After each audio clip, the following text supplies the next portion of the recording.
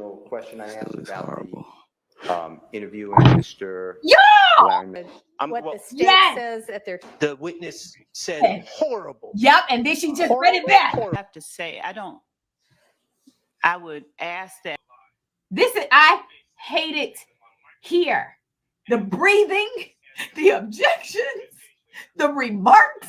I'm not a lawyer, but that was me all day today. All day during day 140 of the YSL RICO trial. I watch live with my Patreon, so that's where the clips come from. And it's because the whole day was chaos. Let's start with the fact that one of the first things that happened this morning was a motion for mistrial. Your Honor, at this time, I'm going to move for a mistrial on behalf of Mr. Stillwell. Well, first, my response is we vehemently object to a mistrial. Context to set you up for the day, Detective Gaither is still on the stand and Attorney Love is doing direct examination. Now, if you've been tapped in for a while on this trial, or at least on my recaps, you might remember this moment from day 68 of the trial. When you left the police department, what did you do with this? What did I do with what? You have it in your hand? Yeah, what did you do with it? The photo lineup that you wrote on, did that go in the case file when you left the Atlanta Police Department?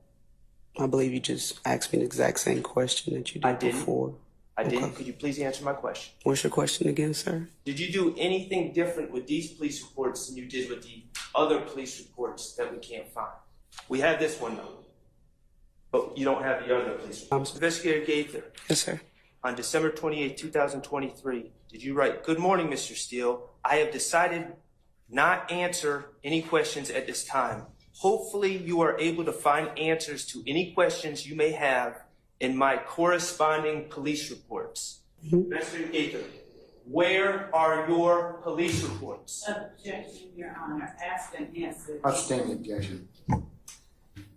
I have no further questions. Thank you. Now, if you don't remember, day 68 was the first time Detective Gaither was called to the stand. And a lot of Max Shart's cross-examination of her was him asking about police reports related to the Browns Mill Road incident, the incident at the gas station where a man was shot. And as a result of that, half of his head is no longer. You remember? So the main takeaway from Max's cross-examination of Detective Gaither was that her police reports connected to this incident were missing. Until today, that is. First of all, did you keep a file for that case, for the Browns Mill Road shooting case? I did. And did you have that file after you left the Atlanta Police Department? No. I left it with the Atlanta Police Department in a file cabinet. Did you look at, with the state, any such file before coming in here right now? Did I look at it? Yes. Your Honor, may we approach? Okay. Your Honor, Yes, sir.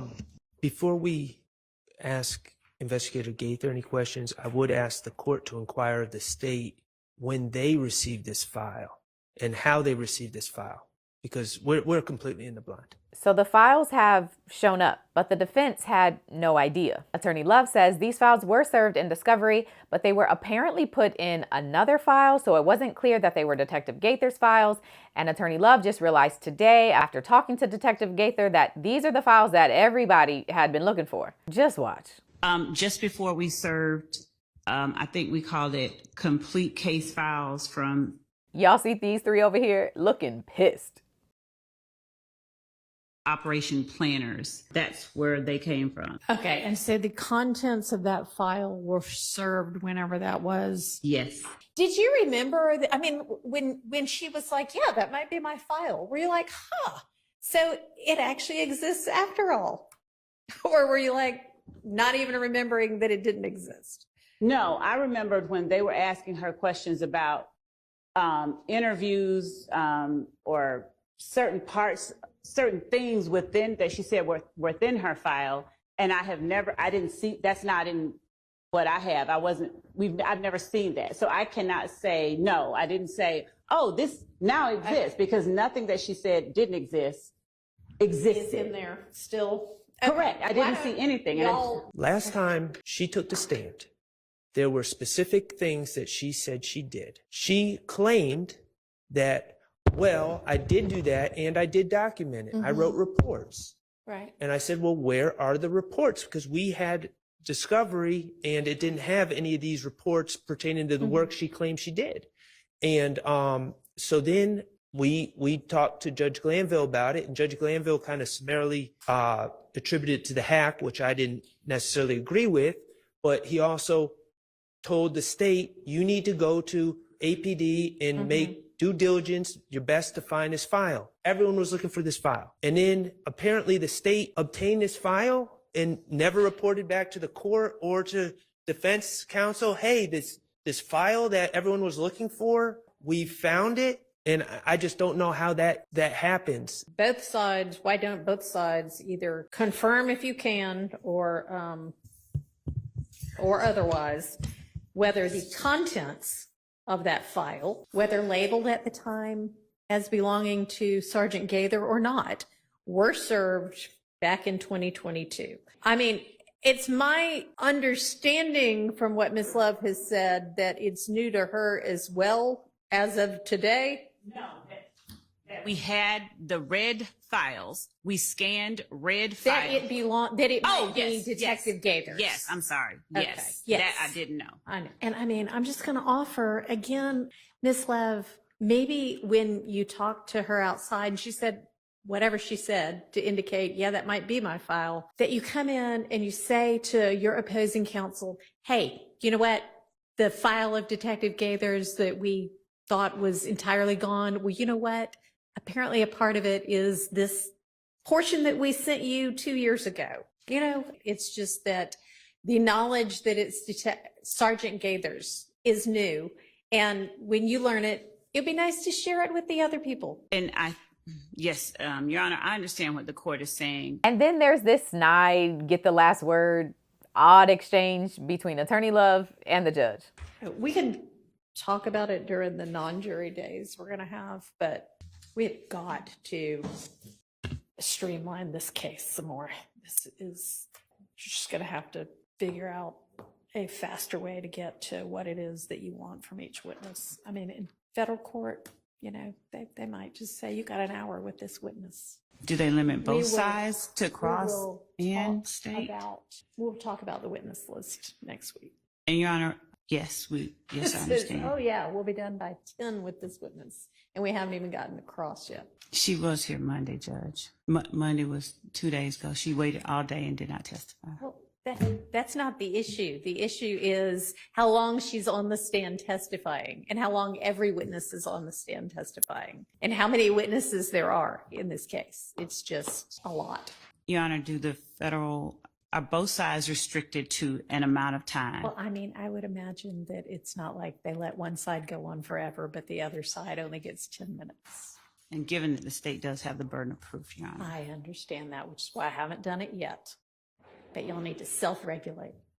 And then we finally get to cross-examination. Now listen, I have nothing valuable or clear to tell you about this cross because this is how it went. Former Sergeant Gaither. Retired Sergeant Gaither. I think you know this, but my name is Max Shard. I represent Shannon Stillwell. Yes, sir. Your Honor, these questions were asked and answered. Your Honor, I object to the testimony. The jury has heard what the witnesses said. Okay, just ask her a question. Objection. That was asked and answered. Objection. Your Honor, mischaracterizes what the witness said. Sir, I don't know a different way to explain to you what Do you withhold What I'm saying. information? Objection. Objection, Your Honor. These were covered months ago. Your Honor, this, again, asked and answered, so objection. Okay, I mean, I don't know what we're getting at here. I'll get there soon. Get there really soon. Your Honor, I object. Objection, Your Honor. Relevance, objection. Your Honor, this has been asked, answered, and shown. Jane, Your Honor, I have not asked this it witness doesn't matter whether you particularly have asked. It's already been asked. by the state. I'm not trying to argue with the court, but I mean, Did y'all hear that? I'm gonna replay it, so listen closely. I'm trying to argue with the court, but I mean, Your Honor, I object based on asked and answered. Objection vague. Details surrounding Objection, the Your Honor, confession. regarding alleged confession. Objection contextual details as to what? Vague. Objection, Your Honor. Objection as to alleged confession. So continuing on that. Your Honor, my client's presumed innocent, Understood. And Your Honor, and I'm not accepting that there was any confession. So I'm going to say presumed. Yeah. I'm going to say alleged All right, confession. stop. I'm going to excuse y'all. Let's everybody take a break. All of that in one box, Mr. Shard. If you speak, I'm still answering. Objection, Your Honor. Relevance. Well, I was just Harassing. told. Harassing. Overruled. Your Honor. Correct? I object. They've heard the interview. I have no further questions. Okay. Are there other defense attorneys who have questions for this witness? All right. Horrible.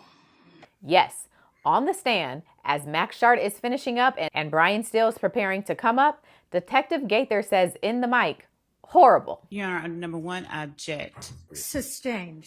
You may re-ask the question. You overruled. You may answer that question. Your Honor, can I have one moment? Sure. Your Honor, that was really compound. Yep, this dude. I want to go back to the original question I asked about the Yes, again, this dude is horrible. But this time, Keith Adams says something. I'm going to ask you to address the witness and speak to the witness, and also, quite frankly, to speak to the DA as well. Because of the way everyone is positioned, they're obviously closer to the jury than anybody else. Their microphones are live, and what they say can be picked up on a microphone. A couple of times. Sorry, who? The well, state says at their table? And what the witness is saying. And there have been at least 3 occasions where the witness has either before or after a question muttered something and said something into the microphone that can be picked up. Well, I certainly haven't heard it. I can barely hear the answers. I am not the only one who's heard it. At that last exchange, I heard her say something, I couldn't make out what she said, into the microphone. I guess she was frustrated after the question, and it's being picked up by the microphone. And if I can hear her muttering over here, whatever she's saying can be heard to the jury. And it's just inappropriate. I think it's simple enough to tell her to not make any extraneous comments that can possibly be picked up by the jury. Same thing for the state. And we've actually addressed this before prior to this court's involvement in the case, where there have been times where the state, either out of frustration or who knows why they're doing it, says something or they're making faces and they're saying something that can be picked up by the microphone. And because they're that close to the jury, I'm sure the jury can hear it too. I can't say that I heard this because I was in the middle of everything, but I've been told by multiple sources that once my cross-examination was finished and Mr. Steele was going to begin, the witness said horrible. Horrible? Horrible. What?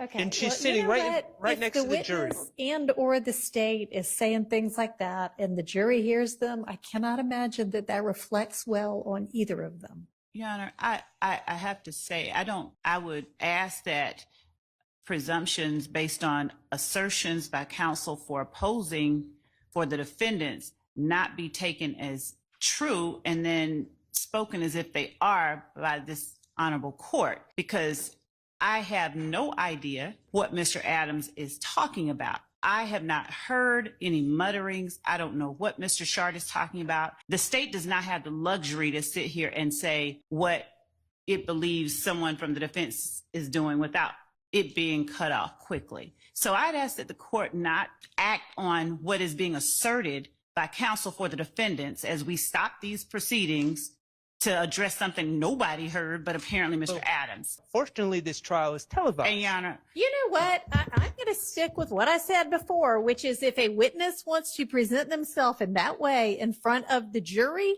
that is a reflection on that witness and the jury can evaluate that. So no, I'm not going to advise her or any other witness one way or, well, depends on what they say. And I didn't actually hear anything, but no, if she wants to make derogatory comments, then that is a poor reflection on her. And the jury, if they heard it, will notice it. This trial is being televised and live I streamed. don't know why that's lucky because the jury is not going to watch the live stream. I'm not talking about I'm saying I mean, that the jury is the one deciding this case. the person making the complaint about the behavior is the defendants.